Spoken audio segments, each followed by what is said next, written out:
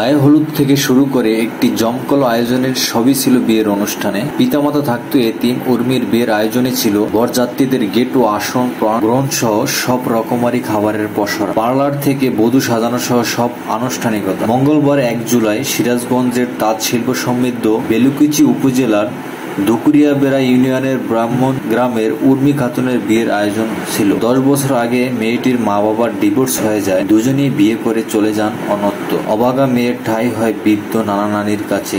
সংসারে আয় করার মতো কেউ নেই। এদিকে নাতনির বিয়েও ঠিক হয়েছে। বিয়ের টাকার ব্যবস্থা করতে না পেরে নানান চিন্তায় দিশেহারা হতভাগা পরিবারটি। পরে স্বেচ্ছাসেবী মামুন বিশ্বাসের মাধ্যমে সংগৃহীত অর্থ সহায়তায় জমকালো আয়োজনে উর্মির বিয়ে হয় পাশের গ্রামের তাঁত শ্রমিক জামিল হোসেনের সঙ্গে। জানা যায়, ফেসবুক পোস্টের মাধ্যমে মোট 1,07,000 টাকা সংগ্রহ হয় বিয়ের জন্য।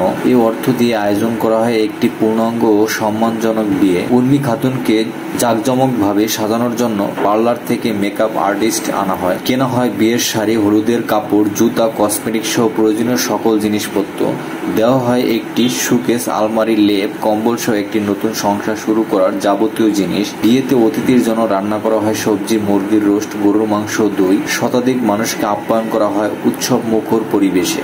ব্রাহ্মণ গ্রাম যেন এক আনন্দঘন মিলন মেলায় পরিণত হয়। বিয়েতে কনে উর্মি খাতুন বলেন, আমি ছোটবেলা থেকে নানা নানির কাছে বড় হয়েছি। আমি কোনোদিনও চিন্তাও করি নাই এত বড় আয়োজনে আমার বিয়ে হবে।